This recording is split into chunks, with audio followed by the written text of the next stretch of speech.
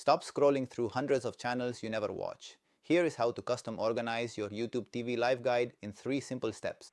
Setting this up takes less than 2 minutes, and once you're done, your custom guide works on all your devices. Step 1. Open YouTube TV on your web browser or mobile app. Click your profile icon in the top right and select Settings. Next, navigate to the Live Guide section in the sidebar menu. This is where the magic happens. You'll see a sort option. Toggle this from default to custom to unlock full control over your channel list. Now simply drag and drop your most watched channels to the top. I like to keep my sports and local news right at the beginning. You can also uncheck any channels you don't watch. This hides them from your live guide entirely, leaving only the content you care about. The best part, your custom guide syncs across your smart TV, phone, and tablet automatically.